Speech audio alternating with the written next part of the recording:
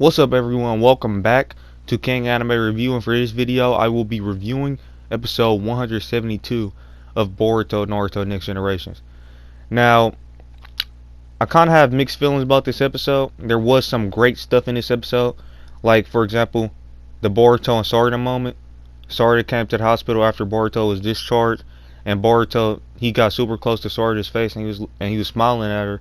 He was like, "Oh, so you came to visit me, so you actually do have a nice side." And then Sarda started blushing and said, "Of course I will come." That moment alone was a fantastic moment, 10 out of 10 moment. In case you guys don't know, I'm a huge Boruto and Sarda shipper. So, I like that relationship. I really want them to end up getting together at the end of the series. So that was a great moment, and that alone was worth watching this episode. A fantastic moment with that. But some of the other stuff in the episode was really annoying to me. Or well, I'll get into it. So basically, the main plot, the main part of this episode, or the main story of this episode, was Metal Lee, Denki, and Awabe going to get a card from Orochimaru, or going to get Orochimaru's autograph onto one of those Boruto game cards, playing cards. Now, the reason they decided to do this is because it was this kid in the hospital who was doing pranks on them and stuff. And while they were visiting Boruto at the hospital, they ran into this kid. He started doing pranks on them, like throwing ketchup at him and stuff, or ketchup balloons at him, or whatever. And yeah, at first they were mad at this kid, but the nurse at the hospital, she explained to him that this kid he was basically, he didn't want to have his surgery. He refused to get a surgery. He had a really important surgery coming up, a major surgery, and he was reluctant to take it. And that made Awabe decide that he was going to go do this kid a favor and get this card for this kid, or get the autograph from Orochimaru on that card for the kid. And the kid, basically, he was making fun and teasing Awabe and his team, saying that you guys are probably too scared to do it. Awabe decided to prove him wrong, but also Awabe wanted to do it for the sake of the kid, because he knew that that kid had a important surgery coming up, and you know, that kid, he was going through some hard times. So that's what made Awabe decide to go. Originally, Denki and Metal Lee didn't want to go because they knew how bad Orochimaru is. They claimed they learned about how bad Orochimaru was in the academy. They said, "Awabe, you were asleep in the academy a lot, so you probably missed some of the lessons about Orochimaru. You probably don't know how bad he is." But he said he do know how bad he is. They talk about how the third Hokage, how he killed the third Hokage, how he attacked the village, how he conducted crazy experiments, how he killed one of the Kazekages as well.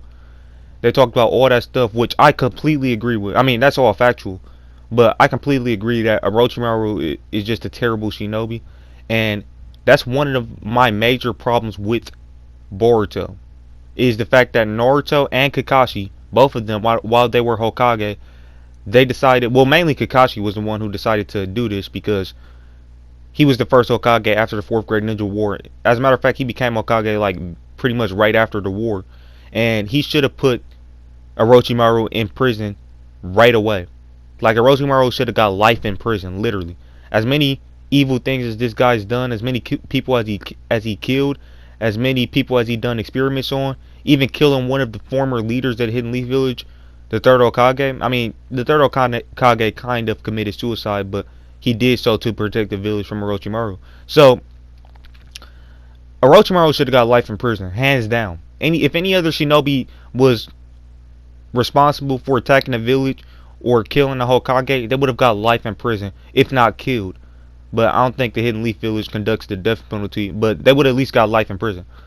But the fact that Orochimaru was able to pretty much roam free and get it, go back into his own little hideout, and the fact that they barely did anything to actually, first of all, he didn't get punished for any of his crimes, his past crimes, and he's pretty much allowed to do whatever he wants to. He's even allowed to conduct experiments still, which is insane. That's actually insane. And the only precaution that they took, as far as making sure Orochimaru wouldn't do wouldn't be doing anything super bad or whatever is putting somebody like Yamato in charge of watching him. But Yamato, I mean, it's debatable if you think Yamato can actually stop Orochimaru from doing anything. Like, if Yamato is actually strong enough to do anything to Orochimaru, I would say he probably isn't, but who knows?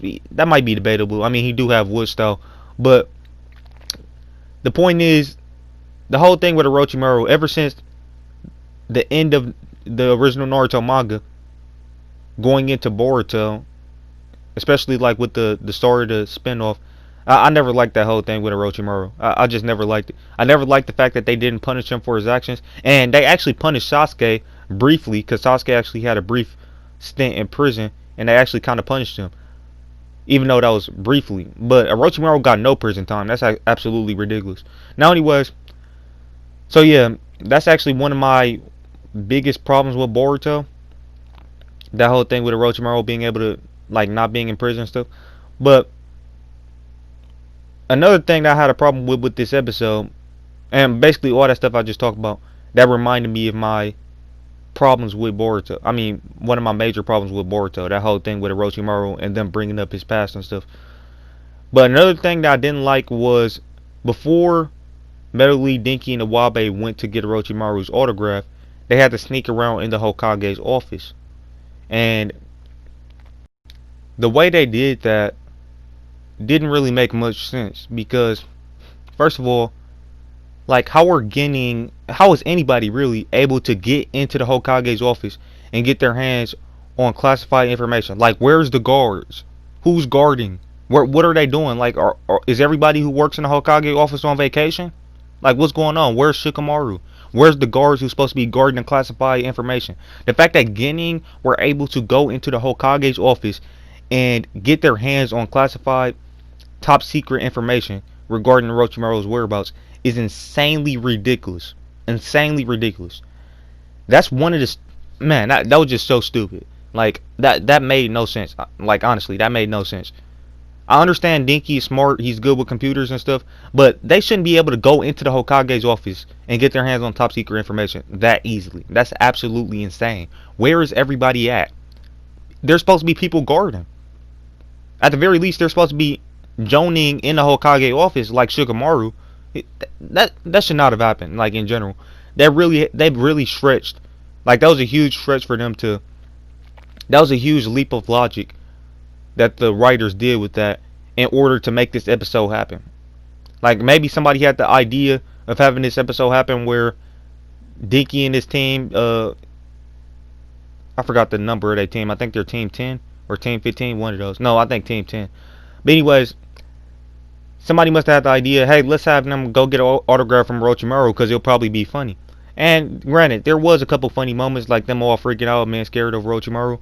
But to have such a thing that made no sense, to have such an illogical thing in this episode, in order to get this type of a comedy episode, it wasn't really necessary. And not to mention, this episode, the whole thing with them going to get the autograph really has almost nothing to do with this arc. Some people was calling it filler. It does seem like filler, at least the first part of this episode, not the whole episode. But yeah, at least the first part of it did. But yeah, it had nothing to do with the whole thing that's going on right now with the Korra and stuff. So overall, that's why I have mixed feelings about the episode, because the start of this episode, the most of this episode, was not necessary, and they kind of made some insanely illogical things happen in this episode in order to do what they were trying to do. So yeah, that's my gripes with the episode. So just to recap briefly, I didn't like how Team 10, I believe they are Team 10, I didn't like how they were able to easily access top secret information and break into the Hokage's, or not necessarily break into, but just easily go into the Hokage's office and get top secret information. I didn't like that at all. And I also still, to this day, don't like the decision of Orochimaru never being punished for his actions and never spending time in jail. As a matter of fact, he should have got life in prison. Now let's go on to the positives. Like I mentioned at the start of this episode, that Boruto Sarden moment was phenomenal. I already talked about that at the start of this episode. But yeah, that was a phenomenal moment. That moment alone made this episode not only worth watching, but it's gonna raise this episode up a couple points. Now, the next thing that happened at the end of the episode was we got the reveal that the daimyo, the feudal lord of the land of Valley, is gonna visit Victor's laboratory, and Konohamaru and Mujino are gonna try to take advantage of that to get inside to see like basically the stuff in the laboratory that they weren't able to see, the underground experimental place part of the laboratory. And also, Deba came back. He didn't have the puppet. Victor was like, "Where's the puppet?" And Deba was like, "I had an interference." And then Victor, he really said nothing else about it. He was just like, "Really?" Like he really didn't say nothing about it. I mean, I guess I thought those puppets was going to be important to the mission. I thought Dapa was going to get in trouble for not bringing them back, but apparently it wasn't a big deal. And Dapa said he's pretty much just going to take a break or whatever, and let Victor deal with the feudal lord. So overall, this episode was, I would say, at least decent, at least above average. The only things that really hinders the episode was the negatives, the negative things that I mentioned, such as Orochimaru still not being in prison. I know that's not a problem that just this episode has, but that's a huge problem that I've always had in Boruto and the Boruto series in general, was the fact that Orochimaru never got life in prison for his past actions. That's something that was brought back up in this episode, and like I said, every time it's brought up, it kind of annoys me, the fact that they kind of gave a proper explanation in the Mitsuki arc, but still, it wasn't good enough. Like, it really wasn't. But that as well as the fact that Team 10 was able to easily get top secret information, those are the negatives. The pros is all the stuff with Deba and the advancement of the plot with the stuff going on with Korra. Meaning, this is not even, first of all, Boruto as a whole is all canon. The whole anime is canon. But this episode is not even necessarily filler-ish. Like some people say, it seems like filler. The start of this episode probably was, but you have to watch this episode in order to know what's going on, because they give you explanations to stuff that happened in previous episodes that are deemed anime canon, like such as the stuff with Victor and Deepa. So yeah, you do need to watch this episode. It does advance the plot of the whole thing that's going on with Korra right now, but that stuff is at the end of the episode pretty much. And the Boruto sorry the moment, like I said, best moment in this episode, it raises it up substantially. So overall, I'm gonna have to say the story of this episode was a, I'm gonna give it and I'm gonna give it an 8 out of 10, because the pros, like I said, the start of the moment, start of the Boruto moment, plus the stuff with Korra, that stuff was great. That raises this episode up substantially. I only took off 2 points due to the fact the negatives that I mentioned. Now, the art and animation. Art was standard, like I would say 9 out of 10, just the average art that we usually get. So yeah, just good art overall, 9 out of 10. Animation, standard animation, 9 out of 10. So overall, I'm going to give this episode an 8.5 out of 10. It was a pretty good episode of Boruto yet again. And with that being said, I'm looking forward to next week's episode. We're actually going to be getting back and delving deeper into the plot, and hopefully we're going to get that. Hopefully we're going to get my boy Kawaki. Hopefully he's going to be coming soon. Hopefully they're going to start adapting manga content soon. But based on what I've seen, I don't know. I don't think they're going in that direction. But anyways, that's all I got to say for this episode. Thank you guys for watching. Please make sure you like the video, comment, let me know what you thought of the episode, what rating you would give it, what you thought of the episode, and etc. And also subscribe to the channel if you're new, and click that notification bell. All of those things would greatly help me out, and I will really appreciate it. But with that being said, thank you guys for watching the video, and I'll catch you on the next one. Peace out. Alright guys, so I was way off. It wasn't Team 10 or Team 15, it was actually Team 5.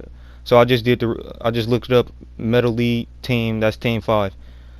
And also, I forgot to mention, and I'll be doing this episode a huge disservice if I didn't mention this, but there was a great message in this episode, and that was basically Team 5 taught the boy that yeah, they were scared and stuff, but if you just have courage, you can overcome that. And that boy learned that lesson, and most likely he's going to be willing to have the courage to go through with his surgery. So that was some great stuff. I just had to add that in there.